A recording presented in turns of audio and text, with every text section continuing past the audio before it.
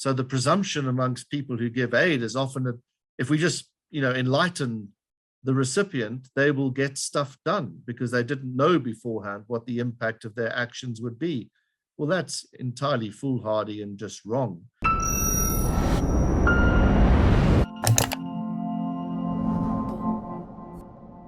What are the problems with development aid? I posed this question to Dr. Greg Mills of the Brenthurst Foundation in Johannesburg.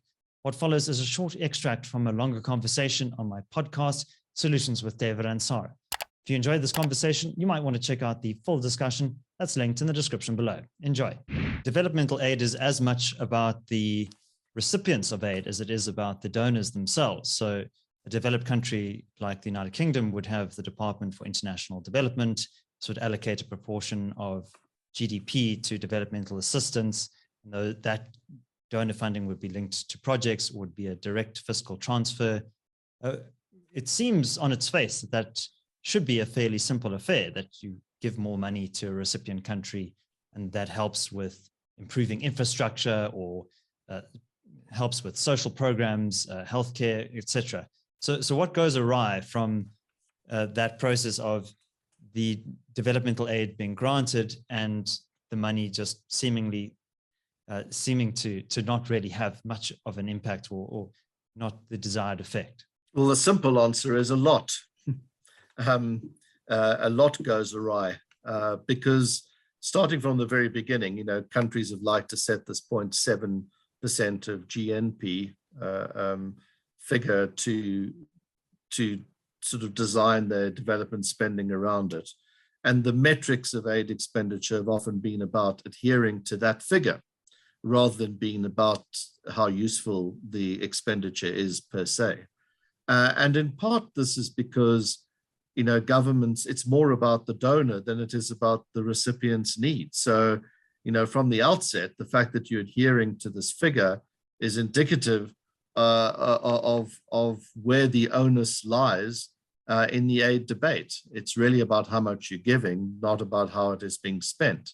And that, of course, relates to a much more profound problem within the countries receiving aid, because they receive aid often, not always, but often because they're actually in sort of basket case circumstances and they're unable to develop. And that's precisely why they want aid. And that's precisely why they don't spend it very effectively.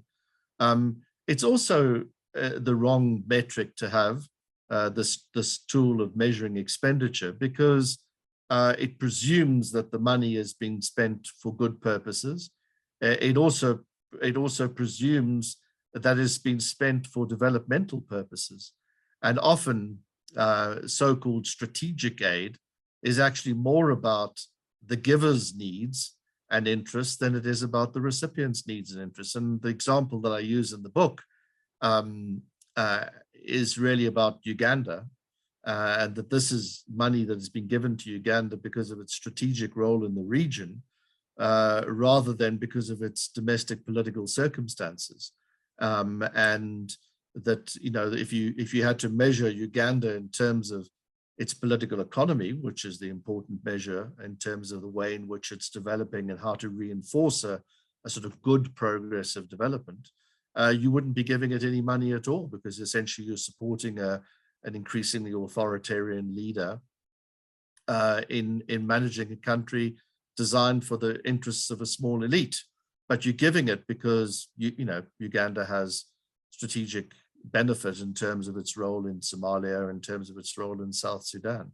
So this is often about the donor rather than about fundamentally the recipient. But it's also because in many instances, the people who are spending this money actually don't have a clue about how countries develop. They think that this is all about government to government relations.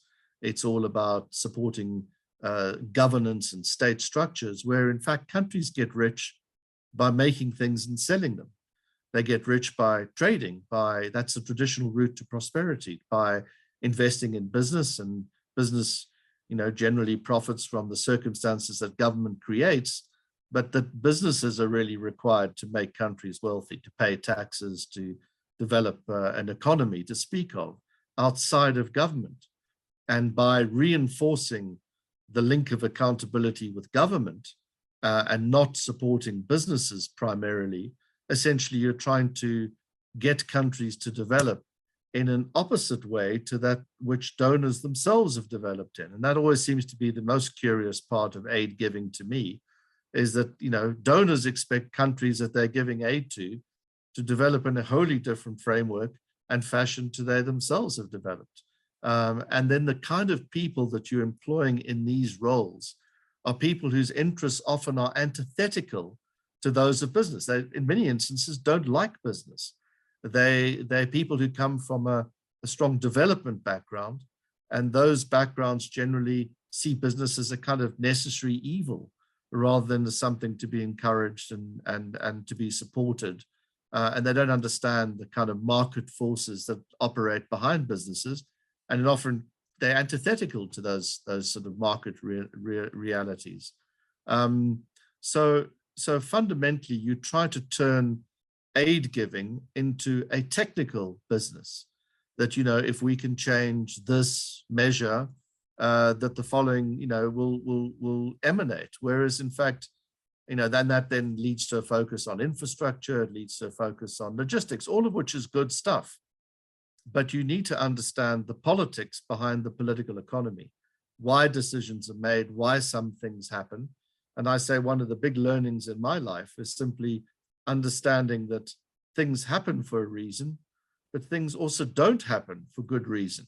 So the presumption amongst people who give aid is often that if we just, you know, enlighten the recipient, they will get stuff done because they didn't know beforehand what the impact of their actions would be.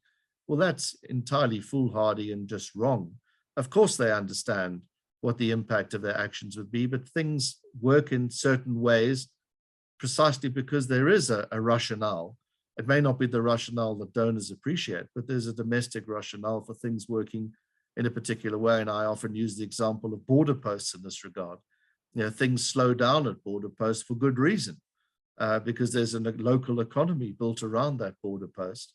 And they're not thus operating in the fashion that Europeans, for instance, have come to understand about border posts, which is a sign that you approach at 80 kilometers an hour and flash through at 80 kilometers an hour.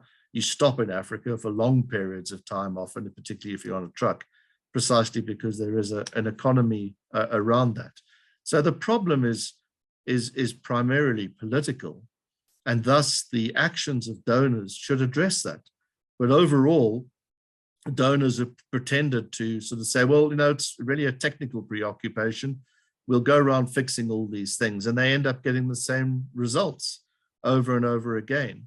And spending on political activities among donors is highly controversial because Africans resist it because it's seen as conditionality, and that's a swear word today, and smacks of so-called structural adjustment.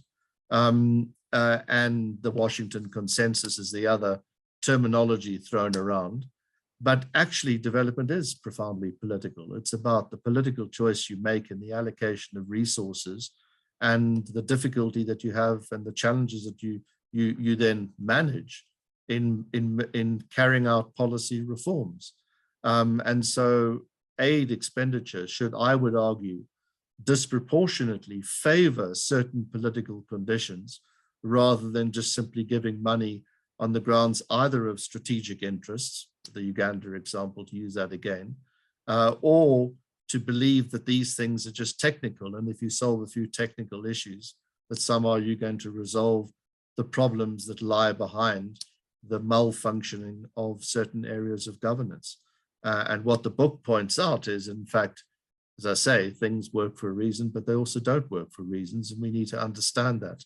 And I guess one of the advantages of my job is I've had a lot of time out in the field, as you pointed out at the outset. And I've been able to use my eyes, ears, and mouth and the ratio that God gave them to me in simply observing why things work in some ways, and conducting a lot of route diagnostics has been one feature of that, actually doing time and motion studies across various regions of Africa and further afield, sitting on trucks, understanding the way things work on the ground. So it's a rather bottom-up view of the political challenges rather than a top-down view of development, which I've tried to convey in this book. So, you know, I do believe that Africa has huge opportunity. And I do believe that fundamentally we've been held back by the nature of decisions which are made or not made to be able to encourage those opportunities to manifest. Thanks for watching. Let's hand over to you, our audience. Do you think that foreign aid has done more harm than good for African countries? Leave your thoughts down in the comments section. Also, if you enjoyed this conversation, you might want to check out the full discussion that's linked over here. You can also subscribe to my other channel that's linked over here. My name is David Ansara. Until next time, take care.